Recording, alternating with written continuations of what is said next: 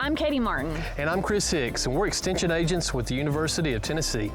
Every day, Extension agents in 95 counties across the state help ensure Tennesseans have better farms, homes, and communities. We're traveling the Upper Cumberland to introduce you to the farmers, families, and Extension agents who are cultivating communities.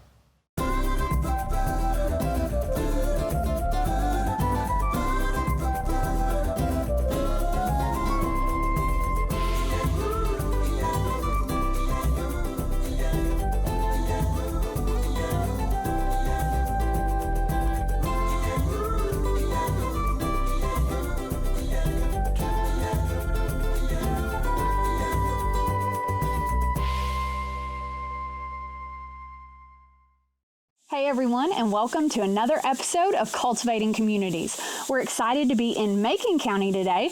We're going to be visiting with Extension Agent Keith Allen, and he's got some great farm visits set up for us today. Chris, can you tell us where we're going to be going? We're going to go visit MARTY COLEY and look at his tobacco operation. Tobacco is one of the most important cash crops in the history of Tennessee agriculture. We don't see as much of it as we used to, but Macon County is still the hotbed of tobacco production. We're going to visit with Keith and Marty and check that out. We're also going to visit Ken Roark. He's got a really neat cattle operation, and his marketing methods are unique. We're going to go visit with him. I'm excited about today to see what Keith has in store for us. My name is Keith Allen. I'm the Extension Agent here in Macon County. So glad to have you all viewing us, our county today. Today you'll be seeing a little bit of what I guess keeps the agricultural, pot, as you could say, stirred here in the county. You'll be seeing some really excellent growers, as we have in the Upper Cumberland area, but we'll have Marty COLEY and his family. They're looking at some tobacco. Mr. Ken Roark and his new, he's our FFA teacher and ag teacher, but he's also, of course, started a new enterprise with, some farm fresh or farm raised beef and livestock there at a meat shop that he has. Macon County is, we're about 196,000 acres in size, about 317 square miles. It is agricultural based. Agriculture, as the state of Tennessee is, it's the #1 industry in the state. Our main enterprise, and it's kind of taken a little bit of a hit, as you'll hear later in the program. Tobacco, mainly burley tobacco. We, just a few years back, if you reach back, we were the #1 burley producing county in the world. And we had nearly 7,000 acres in Macon County. This year, we'll be in the neighborhood of 1,500 acres or a tad more than that. So just due to supply and demand, or not supply, but demand mostly, from foreign countries getting involved in the burley game. So, but also this year, we're growing a dark tobacco. We're growing a Maryland type tobacco and a cigar wrapper type tobacco. And so we'll have nearly, somewhere around 2,000 acres total in the county. A lot of our acreage that was in tobacco has switched over to grain. We have around 13,000 acres of grain, that being corn, soybeans, and wheat. So kind of diverse, and again, a lot of livestock, a lot of cow-calf background stockers here in the county as well. Some of our main programs in Extension, of course, we have a great Extension team here, a Family Consumer Science 4-H Strong program, and of course our ag. We have master beef programs. Of course, ag enhancements helped everyone in the state that's been involved in agriculture and production, and even agritourism and that type thing as well, and poultry. So we're pretty diverse. We have those classes will be picking up here soon. Master beef. We have again. I think we're third in the state as far as dollars from the ag enhancements since it started in '05. So we've really been involved in really the Tennessee Department of Ag's really helped out these counties with facilities and structures and genetics in these operations that they have. But tobacco is, it is the crop that stirs the pot here in the county. It has for years, and a lot of we talked to some of the growers. A lot of the kids have went to school. It's bought cars. It's paid for farms. Through tobacco. So we're proud that you're here, and look forward to you visiting us one day.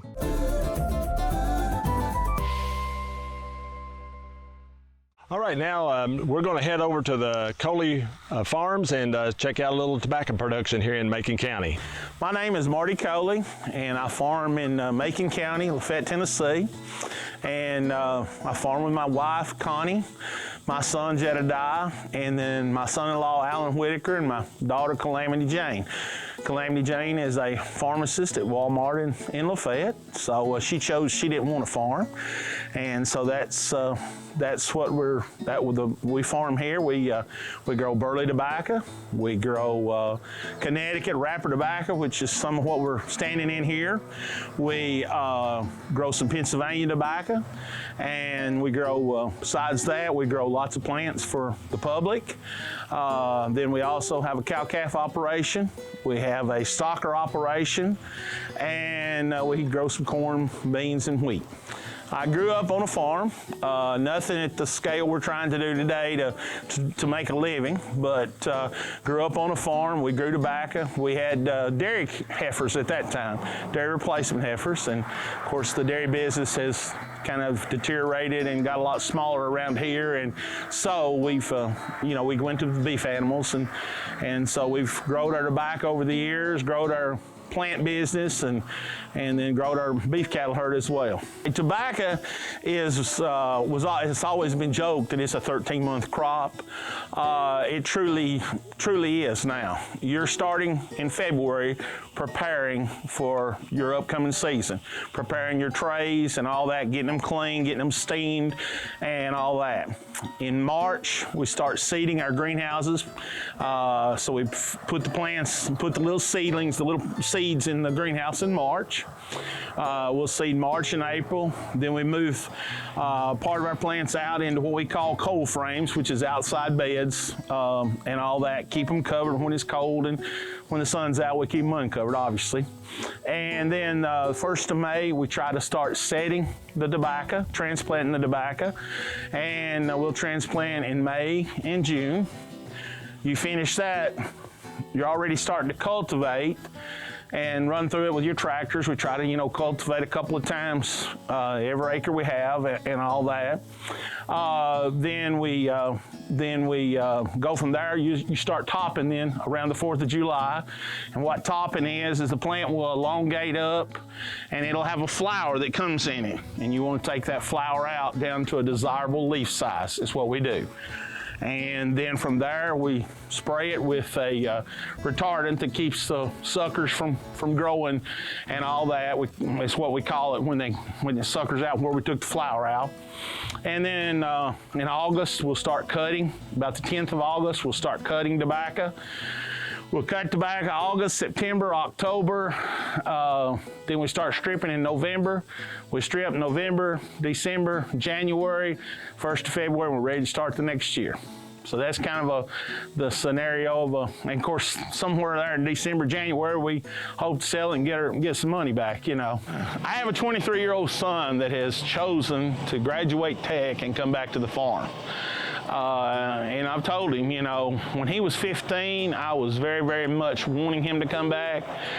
And he is a huge part of the operation. He takes so much off of me.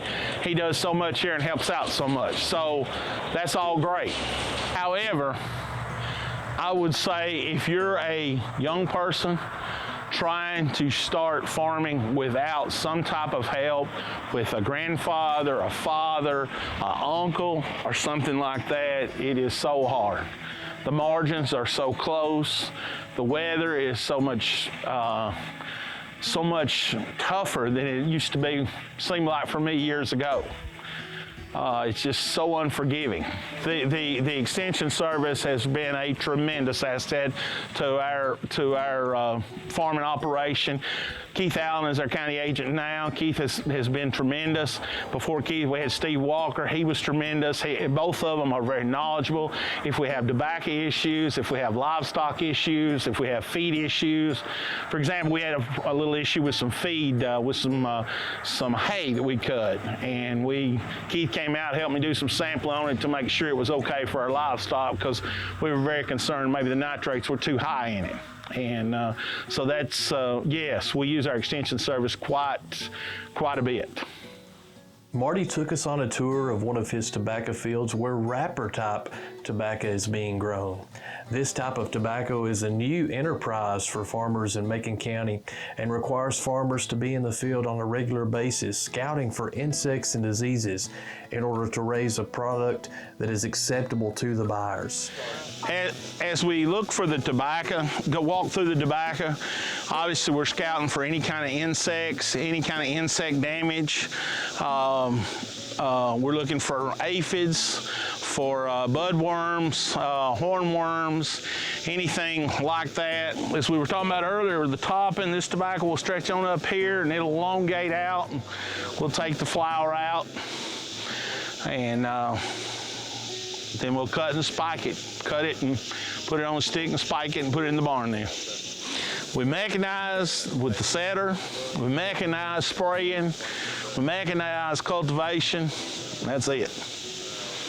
Everything else is hand done, hand held, hand stripped. Everything else is. The buyer's going to be looking, of course this ain't nowhere near done growing, but he's going to be looking for a good wide leaf with a good sound. As you can see, there's no insects on this leaf, there's no holes on this leaf, there's no damage to it, and that's what the buyers want on these wrapper types. They want no holes, no damage, no problems. We enjoyed our visit with Marty, learning more about tobacco, an historically important crop in Tennessee and one that still plays a significant role in agriculture in Macon County.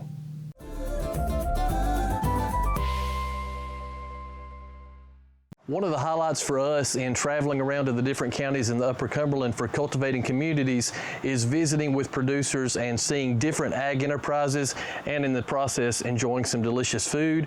One of the new ventures going on in Macon County is Roark's Meat Market. We're going to visit with Ken and KENLEY to learn more about this enterprise. The building that houses Roark Meat Market has been in their family since 1939. KENLEY's always dreamed of having a little sandwich counter of our own, and that dream has now come true with marrying this direct marketing venture with the great agriculture production work they're doing in Macon County. Hello there, I'm Ken Roark. We're at Macon County High School. I teach one of the ag teachers here. There's 4 of us. This is my daughter, KENLEY Roark. She's a freshman this year.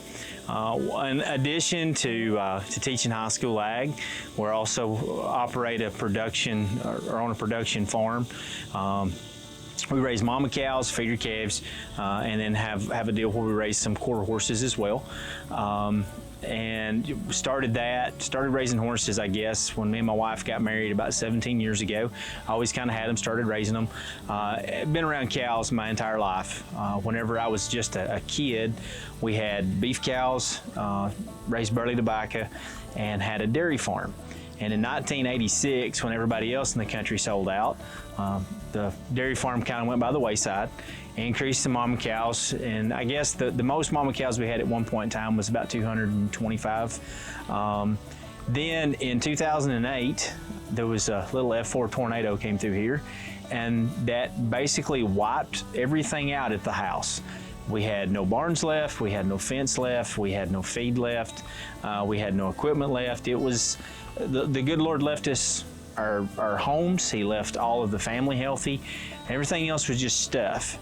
So at that point, it was an opportunity for us to go back and kind of redo, reset. Didn't really have any other choice. So all the fences were redone, structures were redone, and in doing that, where we had literally no fence left, we sold every cow that we had, but like I think we kept 12 is what we kept that were heifers that we had kept that year. And then we had to redo genetics when we got everything done and restart. So made the decision to buy some superior genetically cows and bought cow-calf pairs from an outfit that was having a dispersal down in Texas, Bringus outfit, Camp COLEY. And that's the road that we went down with the mama cows. Well, as anybody in production ag knows, there's a fairly decent turnaround on cows that are bred to get those calves to have anything coming back in. And I guess when I was in college in the early 2000s, I started dabbling with feeder calves. And at this point, whenever that we kind of had to redo everything, the decision was made that in addition to running mama cows, we were also going to run feeder calves to expedite the turnaround and help dollars flow through the bank account. So we've kind of been doing all that since the early 2000s, but really in 08 was a huge change in how that we began to act and how we began to just run the operation. The hardest thing for us is balance. And it's trying to find time to actually spend with the family. It's trying to find time to make sure everything at the house is done. It's trying to make sure that the job here is taken care of. There's a lot of late nights. There's a whole lot of sleep that's not involved, which that's okay. And you don't do it for the financial gains at the end. You do it because you love it, and it's a way of life, and you really don't know anything else to do. Most of the time I help fence and feed, and I help a lot with the store, but it's really just whatever needs to be done. So we raise, I guess like he said, we raise beef cattle, and all the beef that we sell comes from the farm. Then we buy pork and lamb local, and we also have a deli counter. Most of the time I'm either checking out people, helping people find what they need, or I'm in the back making sandwiches. Well, I think we all kind of realized, especially when COVID hit, that not everything is going to be available exactly when you need it. Like the stores ran out all at once. And it's really nice to have somewhere where you can go to. You know they're going to offer you local. You know where it's raised. You know what's put into it. And you know exactly where it's coming from. You know exactly who it's helping when you buy it. It's just really nice to keep all that stuff local and just keep money right in there with it. Our end goal for a long time, and I say we, my uncle and myself, we've had a desire to take beef from the farm straight to the table. All the beef that we kill is local.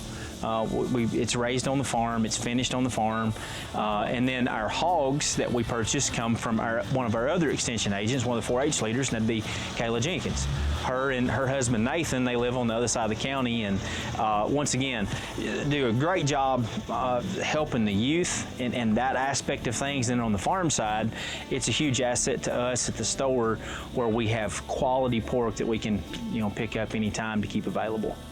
So extension, I grew up and cut my teeth as a 4-H'er, was very active in public speaking. Was active in the livestock end of things. And it built a foundation and built a basis that gave me opportunities that wouldn't have from the 4-H standpoint. Well, I've been very active in 4-H since I was in 4th grade, but by far my absolute favorite thing I love to do is the pigs. And Daddy mentioned where we get the pigs from. That's also where I purchased my show pigs. And they are phenomenal. They've always been a lot of help to us. They always raise quality pigs, and you know that when you go there, you're going to get the best pig that you're going to afford. With the pigs, I also do some other livestock projects, such as showing chickens and showing cattle. I do a lot of the public speaking and interactive exhibits and stuff like that. And that has really helped me to just be able to go anywhere and do anything that I need to, because I know that I can stand up in front of a room of people and give a speech and not be afraid. And that's everybody should be able to do that just to help you later in life. Because when you sit down for a job interview, you're going to need some kind of public speaking type skills to be able to communicate like that. To answer your question about extension, Keith's number is in my phone, and those of you that know Mr. Keith Allen is our local extension agent. He's phenomenal. If he don't have the answer, he knows the person to call to get the answer. And so when we started through all this, just like anything else that I've ever needed help with, Keith either had the answers or he could always point me in the right direction to get the answers. And that's a huge help to all of our producers. People assume that farmers are supposed to know everything. It's like ag teachers. Well, they ask you something, well, you're supposed to know that. You're an ag teacher, right? The spectrum of ag is this large. And if you know this much of it, you're doing good. So it's knowing where to find answers. And I can assure you that whatever county that you're in, your local extension agents, that they may know this much or they may know this much, but if it's outside of that box, they can point you in the right direction to find the person that can answer the questions for you. Huge help, just trying to get everything in line.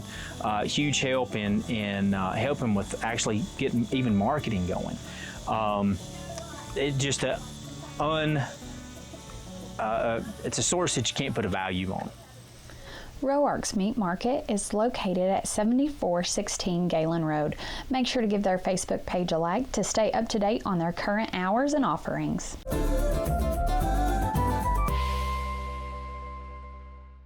We have had a great day in Macon County, not only seeing some really impressive operations, but hearing from some awesome agriculturalists who are so knowledgeable and so willing to pass that knowledge on to us. I especially enjoyed hearing from our 4-H'er, Miss KENLEY, and I just love seeing our young people get involved in agriculture at such a young age. So I would consider our Macon County visit a big success. Keith Allen did a great job highlighting tobacco production, a crop a lot of us grew up with, so we got some of the history of agriculture in Tennessee, but also saw the future with KENLEY. And such a great day, really complimentary to Keith. His farmers really seem to love him and have a good relationship with him. I think extension programs are rocking and rolling here in Macon County. We appreciate you all joining us for this episode of Cultivating Communities. Okay, what do we usually say? It's been a minute. We're here. We're in Macon County today. Welcome to another episode. You want me to go first or you want to? Yeah, sure. Yeah, go ahead. The history of agriculture in dang, there's your blooper. Contract cuts. Jada. Remember, keep your hands here. There's no Ricky Bobby stuff, okay? All right. All right. We're gonna be serious this time. We're gonna get it right.